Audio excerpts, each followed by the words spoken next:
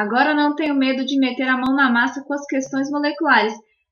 Mas que coisa boa, amigo! Aí sim, agora eu dei valor, viu?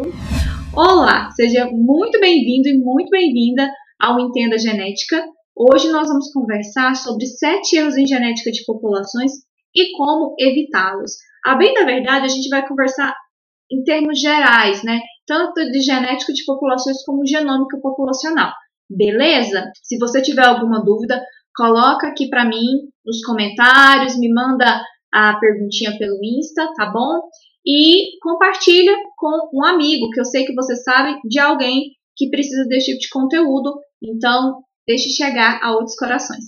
Seguinte, gente, quando a gente está lá estudando a nossa diversidade genética linda, maravilhosa, dúvidas surgem, não é verdade? E a gente não sabe exatamente por qual caminho percorrer, a gente fica lá no desespero, às vezes correndo atrás de um amigo, sem conseguir entender exatamente o que os livros querem dizer, porque essa parte de genética também envolve muitos cálculos, é uma área super complexa. Por quê?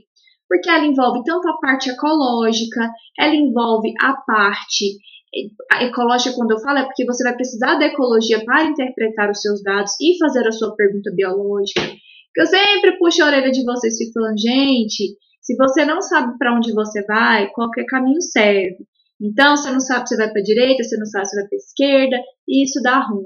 Então, a gente precisa saber qual pergunta nós queremos responder. E a ecologia, ela está completamente conectada, porque o que acontece? A gente está olhando ali para dados genéticos, mas dados genéticos, eles são um produto da história daquela espécie que você está estudando, das populações que você mostrou.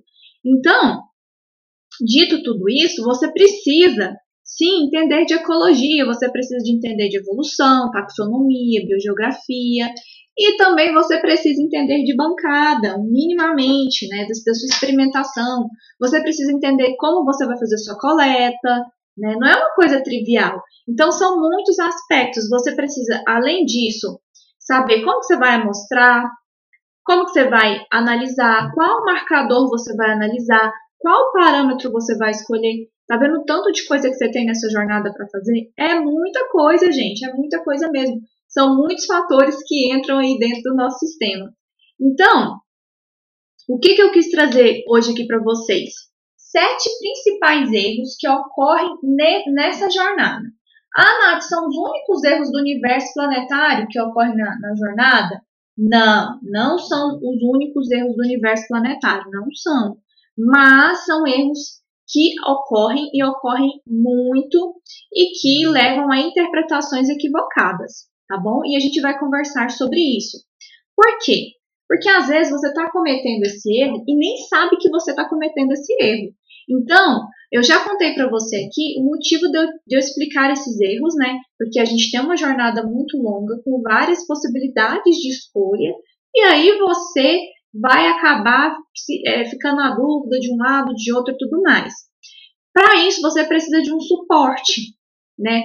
Um suporte teórico, uma rede de apoio científico, que eu sempre falo aqui para vocês, né? O que é uma rede de apoio científico? É quando você está aqui no Entenda Genética conversando comigo, trocando ideia, mandando mensagem, eu conversando com você. É quando você recorre a um amigo para te responder as coisas, né? Para te ajudar a descobrir alguma forma de resolver uma questão. É quando você ajuda também. Então, por que a gente quer justamente colocar esse suporte para você? E qual que é o desejo, né? Que vocês sempre reportam para mim. Ah, Nath, a minha vontade é de ter autonomia nas análises, nas interpretações.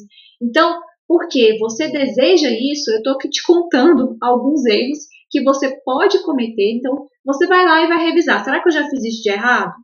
Ah, então peraí, deixa eu arrumar. E aí, se você ainda não tiver começado essa jornada, você já sabe quais caminhos evitar, tá bom? Beleza, porque também, gente, tem outro aspecto, e eu sempre falo isso para vocês. Falo para os meus alunos do método DNA, que tempo é vida. Sim, tempo é vida. Tempo é vida, gente. Porque você, quando erra, né, por uma coisa que seria, como que eu posso dizer? Sabe aquela coisa que não precisava acontecer, e aí erra porque você está ignorante em relação àquele assunto? E quando eu estou falando ignorante aqui, gente, é no sentido assim de desconhecimento. cara, eu não sei isso daqui. E aí eu erro porque eu não sei. Então, a gente acaba pagando pelos nossos erros. Eu conversei recentemente, até com o pessoal do Telegram, conversei com meus alunos também, sobre um erro que eu cometi, um erro muito básico, entendeu?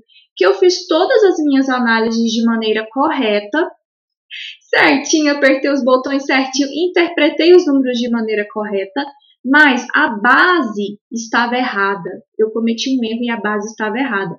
E qual que vai ser o preço que eu vou pagar por isso? Todo aquele tempo que eu investi, ele serviu de alguma forma para me ensinar, claro, porque a gente também aprende com erro e vamos normalizar o aprendizado com erro, vamos normalizar falar eu não sei. Tá tudo bem falar eu não sei. Aí o que você vai fazer? Você vai correr atrás de descobrir como é que você vai resolver o seu problema. Mas a gente tem que normalizar isso, sabe? Normalizar o eu não sei, ainda não, estou no processo de aprendizagem, enfim. Mas, se você tivesse alguém que falasse assim, aperta o parafuso aqui, nesse lugar, você concorda comigo que isso ajudaria muito? Porque é o tempo, né? O tempo, gente, é o recurso mais precioso que a gente tem. Tempo, né? A gente vive falando assim, eu não tenho tempo, eu não tenho tempo, eu não tenho tempo, né? E aí a gente vai errar nas coisas que a gente pode controlar. Tem coisa que a gente não controla, gente. Na vida é assim. Mas tem muita coisa que a gente pode otimizar os processos, porque é só apertar o botãozinho certo, né? Então, você precisa só saber o que é o botãozinho errado, né? Isso te ajuda muito. Então, você pode estar se perguntando, Nath, mas por que erros, né? Por que os 7 erros, né? E por que não 7 acertos? Porque, geralmente, a gente pena pelo erro. Você já percebeu isso?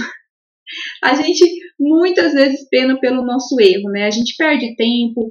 Às vezes você podia estar tendo um momento de lazer e aí você está lá repetindo dados. Você poderia estar tendo prazer fazendo aquilo que você se dispôs a fazer e você fica com raiva, você quer quebrar o computador, você quer sair correndo, porque você tem que reanalisar tudo de novo. Gente, reanalisar tudo de novo é um saco, cara. É um saco. Depois vocês colocam aí pra mim. Quem gosta de fazer a análise de novo? Quem gosta de repetir?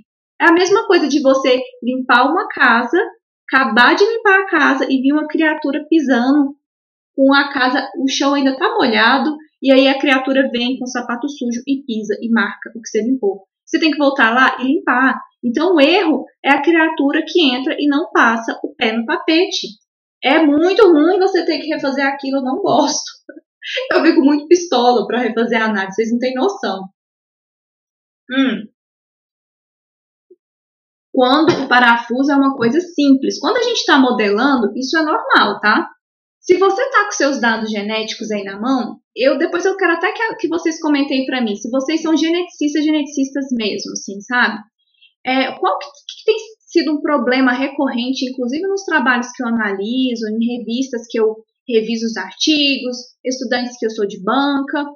Muita gente agora tem acesso aos dados genéticos e isso é fantástico, fantástico, fantástico, porque a gente pode fazer coisas muito legais com os dados genéticos, associando eles com os dados ecológicos. Mas por causa disso, né, porque não necessariamente a pessoa tem aquele arcabouço teórico da genética, ela pode cometer alguns equívocos neste processo, né? Então, esses dados eles não são mais usados puramente para responder perguntas genéticas. Não, a gente está usando super para responder perguntas ecológicas. Porque não está dissociado, gente. É a gente que pega o conhecimento. Eu sempre falo isso para vocês. Separa em caixinhas. A caixinha da ecologia, a caixinha da biogeografia, a caixinha da genética, né? A caixinha sei lá, da fisiologia. Mas deixa eu te contar. É tudo madeira, tá? É tudo a mesma coisa. A gente faz isso para facilitar o nosso entendimento. Então, o que acontece? Hoje a gente não utiliza os dados genéticos só para responder questões genéticas. A gente tem questões ecológicas, biogeográficas, e não são necessariamente, então, os geneticistas que fazem essas análises. E eu fico muito feliz que não seja, entendeu? Que isso vá para frente.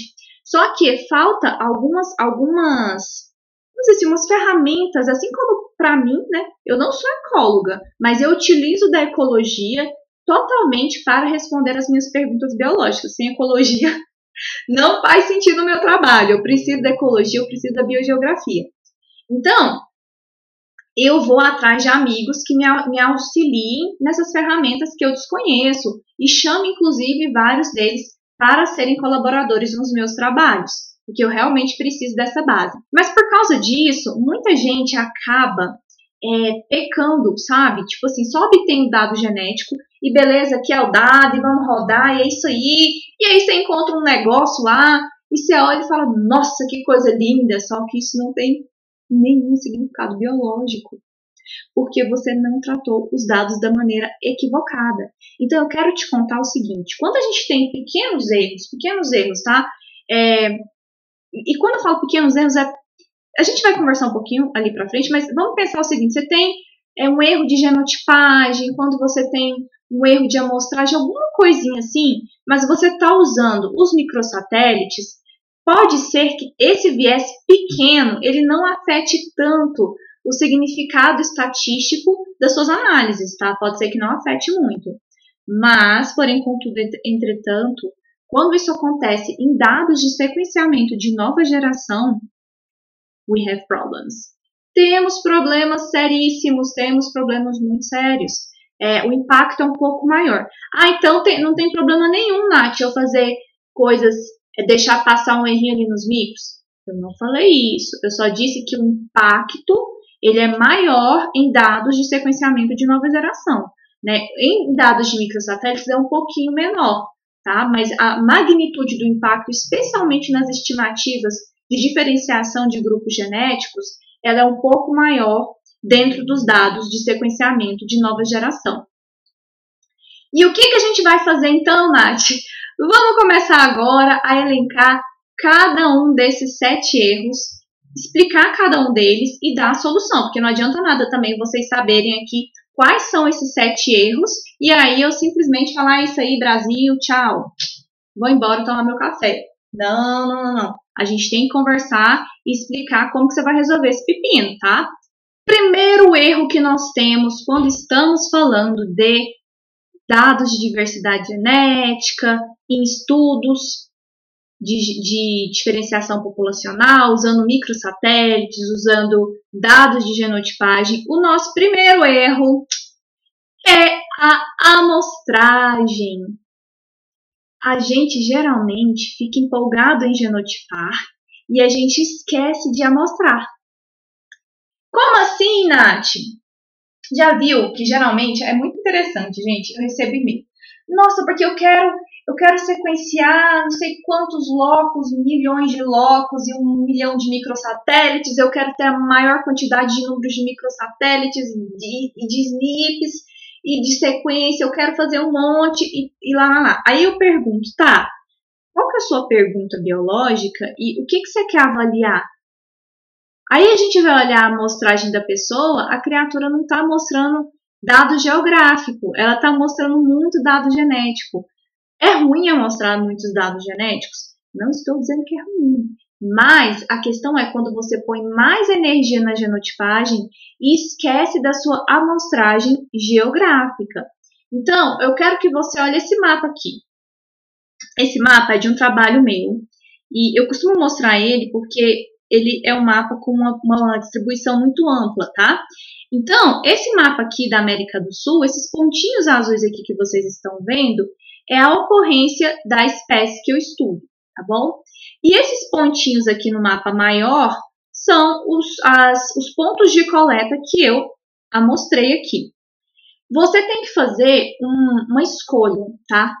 Porque você pode investir muito dinheiro, a gente sabe que a genotipagem, a gente sabe que o sequenciamento, seja de Sanger, seja de nova geração, é muito, muito caro. E é caro mesmo, gente. Então, o que acontece? Você tem que fazer uma escolha. Se você vai estudar, no meu caso aqui, o meu trabalho era um trabalho populacional muito grande. Imagina se eu tivesse colocado esforço em amostrar, sei lá, 2 populações, vamos colocar essas 2 aqui do centro, tá? Essas 2 populações aqui, e aí eu aumentasse a quantidade de marcadores moleculares que eu estava estudando aqui.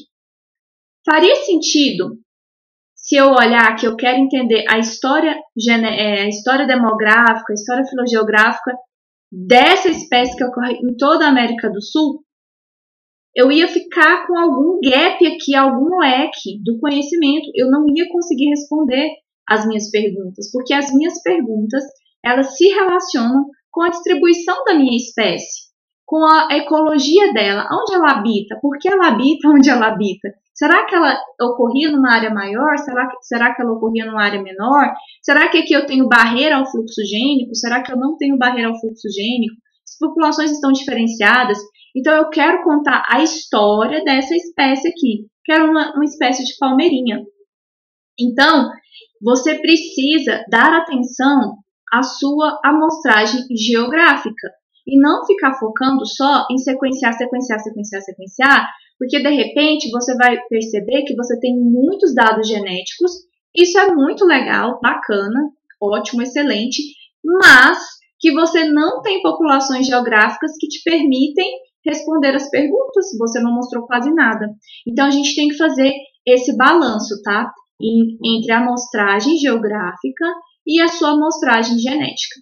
Nath, não tenho dinheiro, tá em pandemia, eu não sei o que eu faço, eu preciso amostrar e aí eu não tenho como amostrar. Gente, alternativas, respira. Continue a nadar, tá? Continue a nadar. Seguinte, você pode entrar em contato com museus, com herbários. Você pode também buscar em bancos genéticos e verificar se a espécie que você está estudando já tem material genético depositado ali. Entre em contato com o autor do artigo, lá dos dados, pede para ele as coordenadas geográficas, vê se ele pode te ceder algumas amostras para você, se você precisar genotipar ou sequenciar outra região que é diferente daquele que ele tem disponível. Conversa, tá? Tudo se resolve na conversa. Comunicação é tudo. Comunicação é sua aliada. Então, não tenha vergonha de pedir, não tenha vergonha de mandar e-mail. Eu andei muito no Brasil todo, né? Afortunadamente, eu tive essa possibilidade, mas eu quero te contar que, por exemplo, minha família é de Goiás e eu atualmente moro em Brasília. Então, quando eu ia para Goiás, o que eu fazia? De Brasília a Goiás eu coletava. Sim, né? São as condições de temperatura e pressão que tinha naquele momento. Minha irmã morava numa outra cidade. O que eu fazia quando a gente ia visitar ela? Coletava, eu ia parando, coletando. Ah, eu vou em tal lugar. Pera aí que eu tô levando um saco de sílica. Eu sei que isso não é fácil para todos os organismos, tá? Mas eu tô mostrando para vocês que a gente tem que utilizar a criatividade e o rebolation para a gente conseguir fazer as nossas coisas. É rebolation mesmo. Ok. Segundo erro que acontece nos estudos de genética e genômica populacional. A gente deixa de realizar a randomização experimental no laboratório. Como assim, Nath? Deixa de fazer randomização? Não estou entendendo nada. O que você está falando? Falando grego. Seguinte, vou explicar. Quando a gente vai fazer gel, PCR, um monte de coisa, cada vez que você faz isso, cada vez que você genotipa, cada vez que você leva isso à frente, o que acontece? Condições diferentes acontecem. Não, mas as condições foram as mesmas. Em tese, as condições foram as mesmas. Em tese foram, mas não necessariamente foram. E aí, por causa disso, é interessante que a gente randomize os dados. Então, você, por exemplo, tem um dado de várias populações lá, né? Aí, o que você pode fazer? Você pode misturar os indivíduos, tá, de populações diferentes. Claro que isso sempre tem que estar muito bem catalogado. Você vai colocar o nome certinho, bonitinho lá, tá? Tem que pôr. Mas se você faz essa randomização, e eu sei, gente, é mais difícil, é muito mais fácil você pegar uma plaquinha de PCR e colocar cada população ali, juntinho os indivíduos correspondentes àquela população. Eu sei que é mais fácil. Mas quando você randomiza, e a gente que trabalha com muitos dados, e aí você pulveriza essas populações, se houver alguma diferença, você consegue olhar e detectar essa diferença. E essas diferenças podem surgir, por exemplo, se você está trabalhando com gel de poliacrilamida. Gente, gel de poliacrilamida, senhor, o que acontece? Quando você submete o gel a uma corrente elétrica, por mais que você monitore a corrente elétrica, por mais que você monitore a temperatura, o tempo que tem ali, tá? Ali naquele gel correndo, não necessariamente você vai ter as corridas idênticas. E aí, quando você vai genotipar, especialmente em gel de poliacrilamida, você pode encontrar diferenças nos genótipos que são diferenças nas técnicas. Então, se você separa as populações juntinhas e não mistura esses indivíduos, pode ser que você ache que tem um alelo, quando na verdade simplesmente é um artefato que você está encontrando no seu gel de poliacrilamida para aqueles seres humanos que precisam usar poliacrilamida. Eu já usei, eu sei que é difícil, tá? Porque é muito complicado mesmo. Então, por isso que falo para randomizar. Eu, particularmente, tenho uma certa resistência com randomizar dessa forma, porque, para mim, eu sou um pouco, assim, ansiosa, então eu gosto de fazer tics. Então, se eu vou randomizando as populações, eu tenho uma falsa sensação de que não está dando certo, que eu não estou terminando as minhas coisas. Então, o que eu gosto de fazer? Eu pego 3 indivíduos de populações diferentes e aí eu coloco ali aleatoriamente. Então, isso nos ajuda muito, tá? Porque, de repente, também, numa PCE que você fez, sabe-se lá o que aconteceu, que surgiu stutter ali, né? Bandas de stutter no seu gel. A gente já conversou sobre stuttering aqui no canal, tem em algum lugar aí, tem um vídeo explicando direitinho o que é o stuttering, mas o stuttering são falsas bandas. Então, isso pode acontecer, tá? Falsas bandas ali no seu gel, de regiões que amplificaram, mas não eram exatamente o seu alelo. Pode ter alelo nulo, enfim, é uma série de coisas. Então, quando a gente está trabalhando com microsatélites, este é o problema em questão, tá? São muitas coisas que estão ali enviesando. Por isso que toda vez que você faz um gel, toda vez você tem que colocar um marcador em 3 locais distintos. Geralmente, você tem lá o gelzinho e a gente coloca um no canto, um no meio e outro marcador aqui do lado. O que é o marcador molecular? O marcador molecular é como se fosse uma régua, tá? A gente chama um ladder, né? Enfim. E essa régua, ela tem o tamanho de cada fragmento que você está estudando e aí você compara com o fragmento que você encontrou e aquela régua lá. E aí, então, você consegue fazer a sua genotipagem. Mas a gente coloca 3 precisamente por isso. Você quer ver uma pessoa ficar pistola e louca da vida? É quando você tem que repetir um gel, porque o seu gel ficou um gel de sorriso, né? E a gente consegue identificar esse padrão de sorriso, né? Quem mexe com gel de poliacrilamida vai entender o que eu tô falando. Fica assim, ó, gente, um sorrisinho triste. Um sorriso triste. Porque a corrente elétrica, ela foi distribuída de forma diferente. Pode ser que o seu tampão estava com problema, alguma coisa assim. E aí aconteceu isso. Aí você tem que repetir a genotipagem, porque você não tem confiabilidade nos seus dados. E quando a gente está falando de dados de sequenciamento de nova geração, qual que é o problema? O problema é que a gente tem muito missing data. E esses dados ausentes e faltantes, pode olhar. Quando você recebe lá os seus resultados, que o bioinformata processou os SNPs, você encontra um bando de ponto de interrogação. É muito ponto de interrogação para diversos locos. Então, essa quantidade de missing data, e ela pode também variar de acordo com o painel e tudo mais, ela pode alterar os seus resultados e gerar enviés. Por isso que uma das coisas que as pessoas sugerem é que a gente faça essa mistura entre os indivíduos, tá? Para a gente conseguir fazer uma comparação. Vamos para o nosso terceiro problema. Nosso terceiro problema, quando estamos analisando dados de diversidade genética, é quando você, criatura, sim, eu sei que você faz isso, confunde fronteiras geopolíticas com fronteiras biológicas. A gente faz isso e não é de maldade, eu sei que não é, porque a nossa cabeça, ela pensa melhor, eu sei que pensa, quando a gente vai se localizar espacialmente. Mas os estados brasileiros, e que vocês estão vendo aqui, o mapa do Brasil, Isso aqui é definido por questões geopolíticas, né? Então, por exemplo, o estado do Tocantins e o estado de Goiás, eles eram unificados há um tempo atrás, assim como Mato Grosso e Mato Grosso do Sul. E aí o que acontece? Separou aqui Mato Grosso do Sul com Mato Grosso, Goiás com Tocantins. Isso daqui é uma barreira biológica? Não. É uma barreira geopolítica que a gente criou para organizar as coisas dentro de caixas e conseguirmos viver nesse mundo nosso de Deus. Então, o que acontece? Eu vejo muito trabalho assim. A população de Goiás diferenciou da população de Tocantins. A população de São Paulo está diferenciada das populações do Mato Grosso. Tá, mas para o seu bicho, para sua planta, o estado, isso que você está falando para mim não faz sentido nenhum. E aí, o que significa isso? O estado é uma barreira? Não, o estado não é uma barreira. As barreiras que nós temos são barreiras ecológicas, né? As barreiras físicas.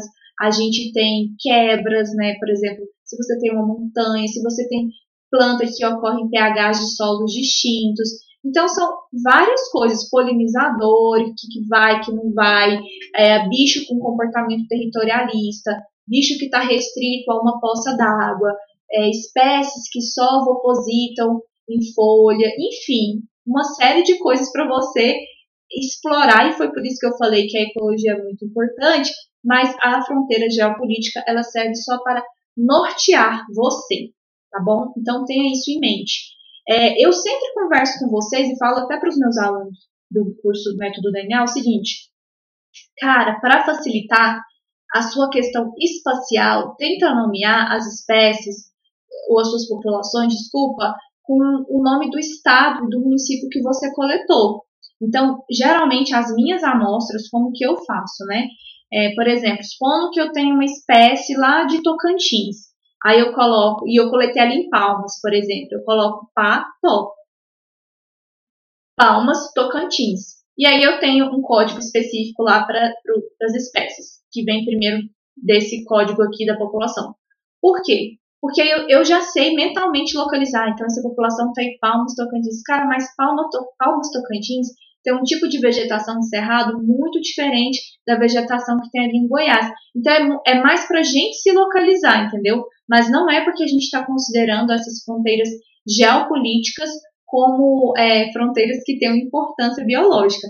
É para o nosso problema de pecinha. A nossa... falei, esqueci de mostrar essa parte aqui. Gente do céu, tô muito faladeira hoje. Fronteiras geopolíticas como fronteiras biológicas, eu quis trazer esse trabalho aqui, em que eu coloco aqui, então, as populações e os grupos genéticos, e o meu parâmetro para que eu olhe e entenda os meus dados aqui são os tipos vegetacionais, os biomas, porque os biomas, eles me trazem informações ecológicas muito importantes de composição da vegetação, de clima, de hipóteses biogeográficas que me ajudem a explicar o que eu estou vendo aqui, ó. Então, o que ia adiantar, por exemplo, se eu tivesse pegado esse mapinha aqui e tivesse colocado os estados brasileiros aqui? Eu simplesmente ia olhar a distribuição dos meus dados genéticos e cada um desses gráficos aqui que você está vendo são grupos genéticos, tá? Cada cor representa uma constituição genética. Então, eu ia olhar essa constituição genética específica de cada uma dessas populações, circunscrita aqui por estados brasileiros. Isso não ia me falar nada, tá bom? Então, é por isso que a gente tem que ficar ligado com isso, até na representação do seu trabalho.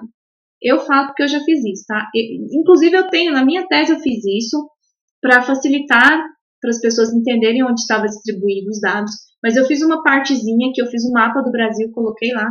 E depois, no decorrer da tese, eu fiz assim, sem colocar os estados brasileiros, porque aí eu já entendi que as pessoas conseguiram se nortear. Porque eu olho aqui, eu sei onde ocorrem todas as minhas amostragens, mas a pessoa que está lendo o meu trabalho não necessariamente. Só que também tem outra coisa, gente. Quando você submete o seu trabalho, quando você põe o seu trabalho para o mundo, isso daí é para qualquer ser vivente ler, entender e socializar com seus achados. Então, não pense que é só o pessoal aqui do Brasil que vai olhar. O pessoal da América Latina, o mundo inteiro vai olhar o seu trabalho. Então, não faz sentido você ficar discutindo as coisas do ponto de vista de divisão de Estado. Nosso próximo erro. Qual é o nosso próximo erro? Seguinte, um dos equívocos que nós cometemos é testar significado estatístico de grupos genéticos. Explico para vocês. Nós, quando temos os nossos dados, sejam dados de SNP, sejam dados de microsatélites, buscamos estimar os grupos genéticos que estão ali presentes nas populações que nós estamos estudando. Então, neste exemplo que você está olhando aqui, eu tenho 10 grupos genéticos. Então, eu tenho 10 estimativas. Eu estimei isso daqui. E isso é um pouquinho complexo, mas a gente já tem uma aula falando sobre isso aqui no canal, sobre como você estimar os seus grupos genéticos utilizando o programa Structure, tá? Então, a gente faz isso. A gente estima isso. Ok, até aí tudo bem, tranquilo, não tem erro nenhum. Só que, o que geralmente a gente vê nos trabalhos? A gente vê que as pessoas pegam os grupos genéticos e elas tentam verificar se há diferenciação genética entre os grupos genéticos estimados, tá? Então, por exemplo, supondo, vamos eu aqui com os quadradinhos de novo, que eu estimei 4 grupos genéticos aqui.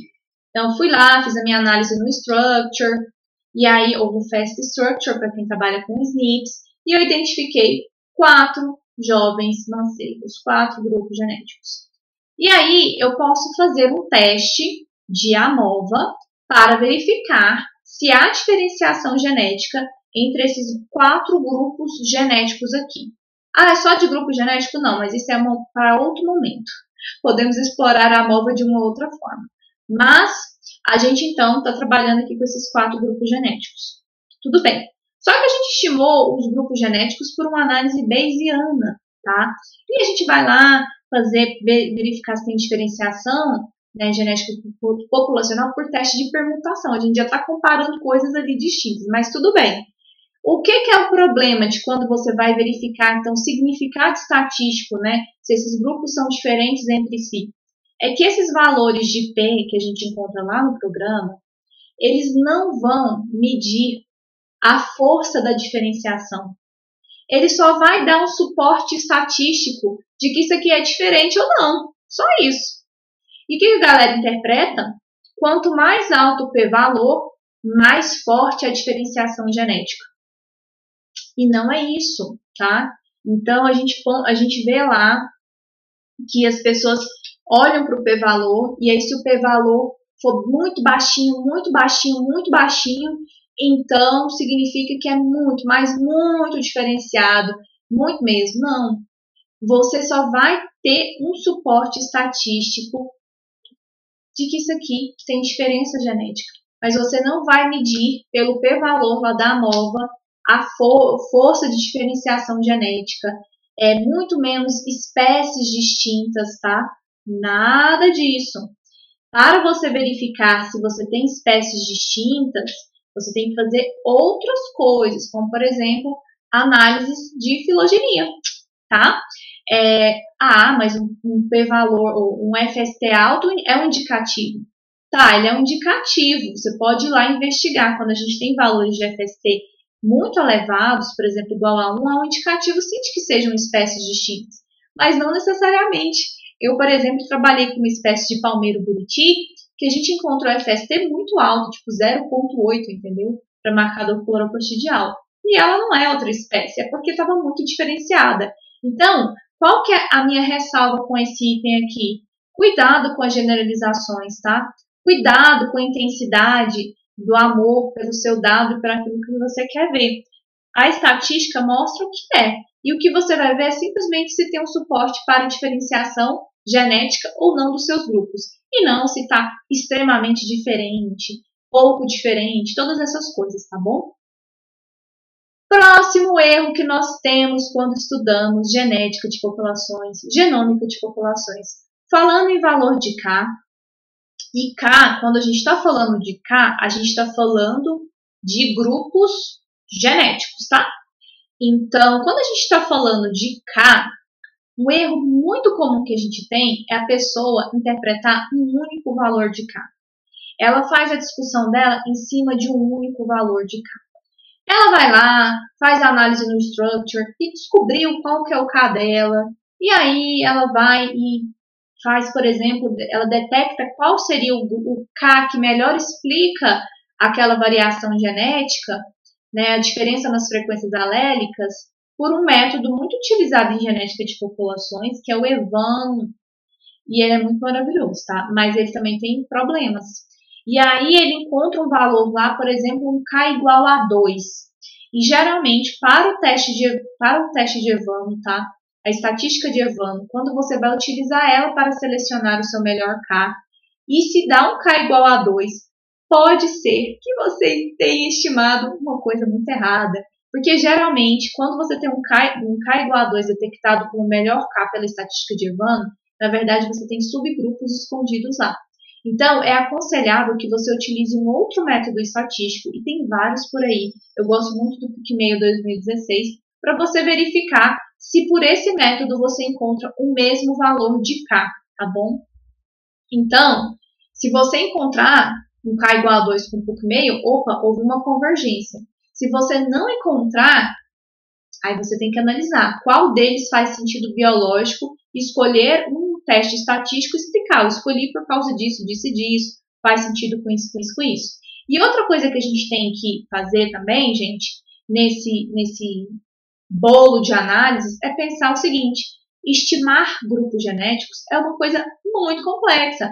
Não é melzinho. Eu fico com muita dó dos meninos lá do curso, né? Por quê? Porque eu tenho essa parte do Structure, por exemplo, eu acho que eu tenho bem umas 4 aulas, e são aulas maçantes. Por quê?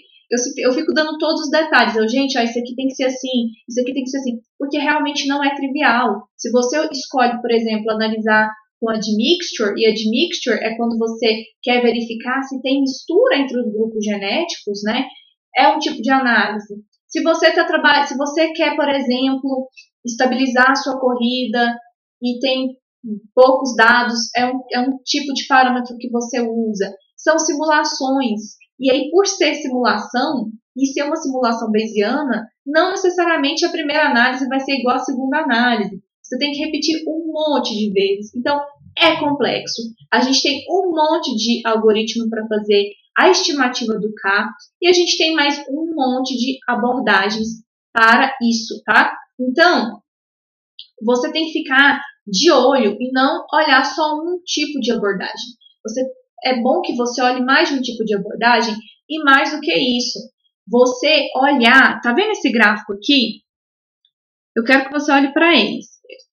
É bom que você olhe se faz sentido de um grupo genético para outro, como é que esses grupos genéticos estão distribuídos na sua população.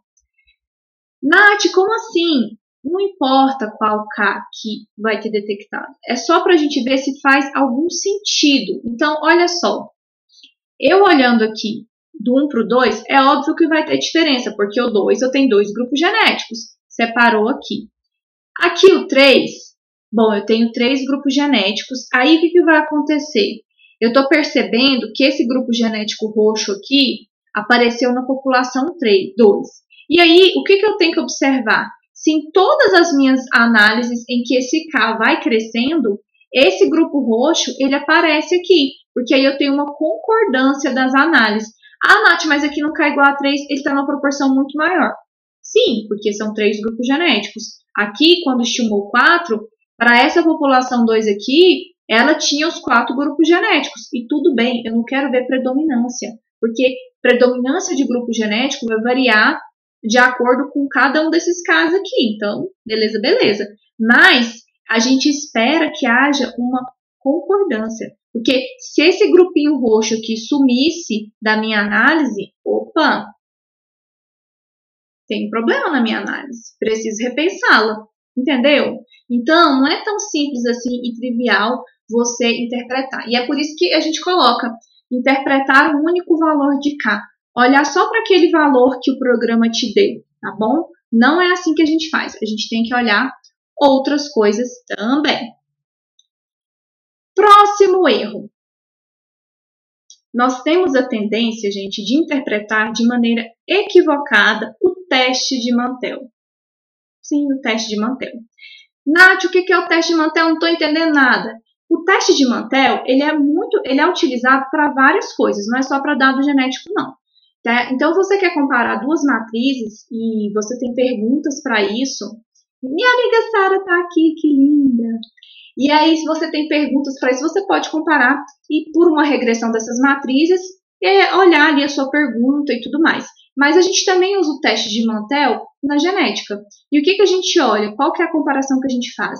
A gente vê se tem uma correlação entre a matriz de distância genética e a matriz de distância geográfica. Se você não sabe o que eu estou falando direito, você põe nos comentários aqui, eu quero uma aula sobre teste de Mantel, para verificar se eu tenho diferenças genéticas de acordo com a geografia. Bota para mim que eu faço uma aula, mas não dá para explicar isso daqui agora. Assim, bem complexo. Mas basicamente o que a gente usa o teste de Mantel? A gente olha então, faz uma regressão aqui entre a matriz de distância genética e a matriz de distância geográfica. E o que a gente quer ver? A gente quer ver se com o aumento da distância geográfica há um aumento da diferenciação genética nas minhas populações. Em outras palavras, se eu tenho isolamento por distância nas minhas populações, tá?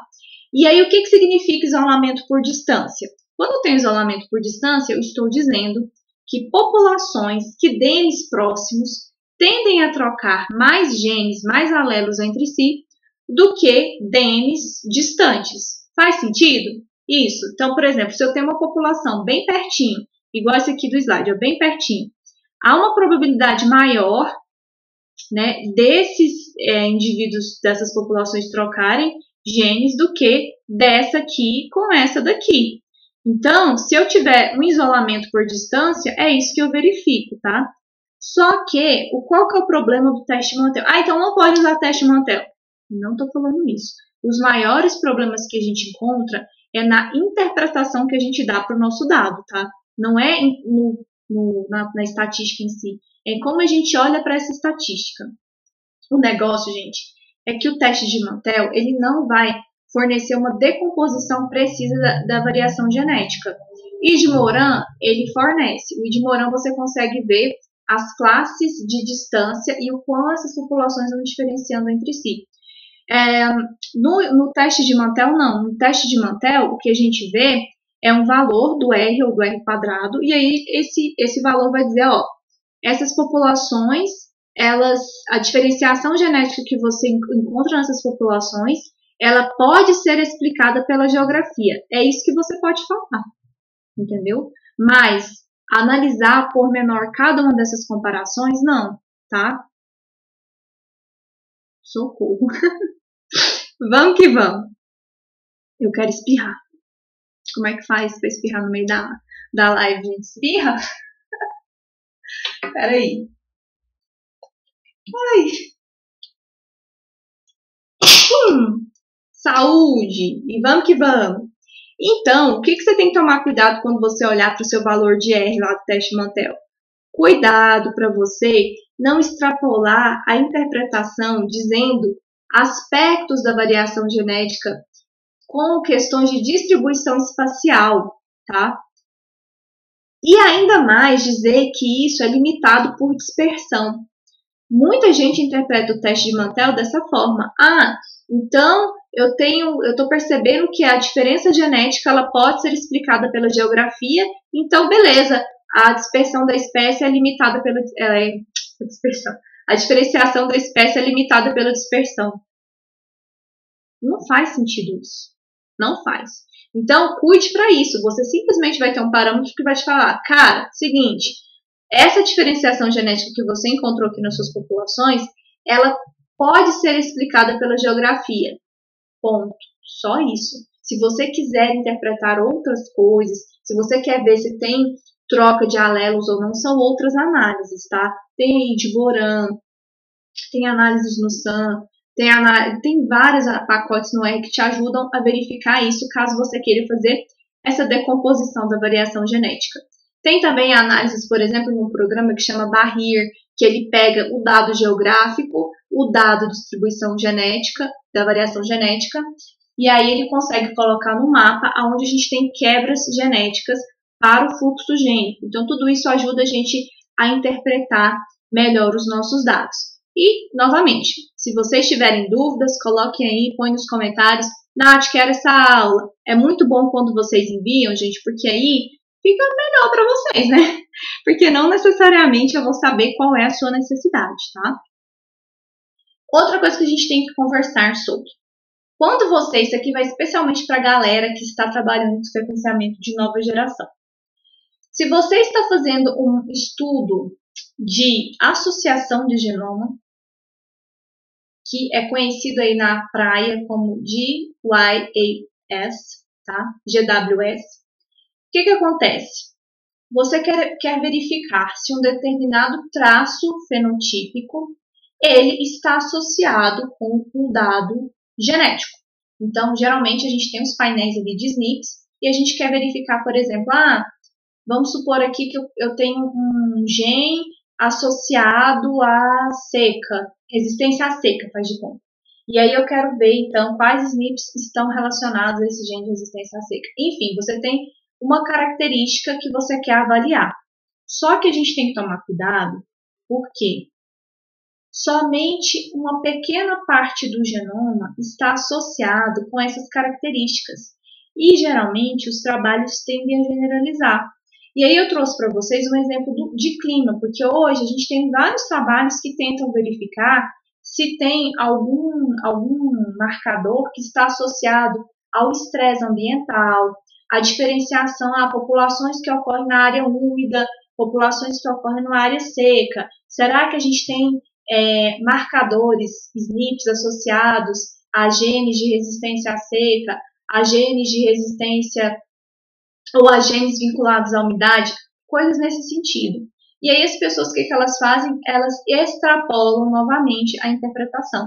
Então perceba que o cerne da nossa conversa não é na ferramenta que é o erro, é em como eu olho para a ferramenta, em como eu uso a ferramenta, em como eu interpreto a ferramenta, tá? Então, aqui, por exemplo, eu tenho um trabalho, que foi justamente isso aqui que o pessoal estava avaliando. Eles, então, utilizaram, né, os dados de ambiente e fizeram uma associação dos SNPs com esses dados ambientais, e aqui a gente pode até olhar, eles têm dois clusterzinhos distintos, em que eles avaliaram, então, a parte de aridez e umidade, como eu mencionei para vocês no exemplo anterior. Então, eles foram fazendo essa associação. Foi um estudo de associação. Mas, o que a gente tem que pontuar aqui, e não é uma crítica a esse estudo, aqui eu trouxe só um exemplo para vocês observarem aqui os genes, a presença dos genes, né, ligados e desligados, uma associação, né, entre as áreas e tudo mais. Mas o que eu quero dizer é só para tomar cuidado com essa extrapolação, tá? Porque a gente vê títulos aí, tipo, não sei quantos mil números de não sei o que lá está associado com genital, com ambiente não sei o que, tantos genes estão associados ao ambiente seco, ou ambiente úmido, ou a pH de solo. Tá, cuidado com as extrapolações. E essa conversa que eu tive com vocês, ela foi baseada nesse artigo de revisão aqui de 2015, que foi publicado na Molecular Ecology pelo Patrick. É um artigo super legal, eu vou deixar aqui na descrição do vídeo para vocês darem uma olhadinha, e se tiverem alguma dúvida, me enviem, tá bom? No mais, gente, pense o seguinte, a gente tem várias alternativas, mas a gente vai ter que escolher alguma alternativa. A gente vai errar, a gente vai acertar, e isso faz parte do processo de aprendizagem, tá? O problema é quando a gente pega esse erro, leva para frente, e aí sai, por exemplo, advogando como se isso fosse certo. Então, a gente tem que tomar muito cuidado, reconhecer se errou, volta atrás, refaz, busque pessoas que possam te ajudar. Fala aqui comigo no Entenda Genética. Eu converso sempre com os meninos do método DNA. Tá com dúvida? Manda, eu sei tudo? Não sei, mas a gente está junto, né, aqui nessa, e ninguém precisa segurar o mundo maravilhoso dos dados sozinhos, não, vocês não são Atlas, tá? A gente está junto para a gente aprender. O aprendizado não é feito sozinho.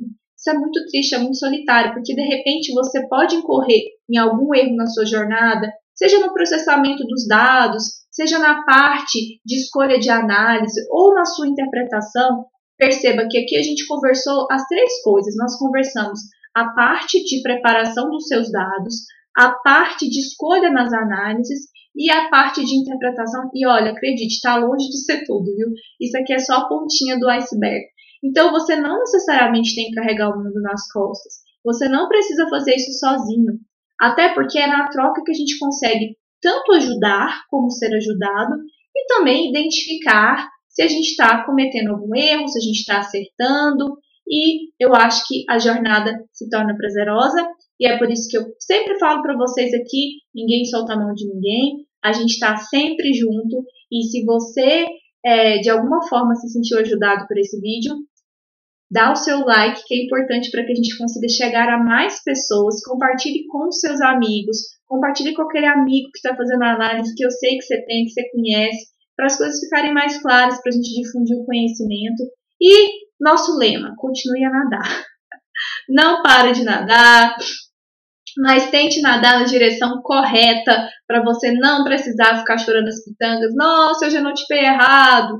Nossa, meus dados ficaram assim, eu escolhi errado. Você não tem mais essa desculpa. Agora você tem um grupo forte, coeso, para te ajudar nessas escolhas aqui. Então, continue a nadar numa direção orientada e segura, que logo você vai chegar no destino que você quer, tá bom? Eu agradeço muito pela sua atenção, por ter estado aqui comigo até agora e ter compartilhado com você esse momento que eu gosto tanto, que é de troca. Um beijo grande e até a próxima. Tchau!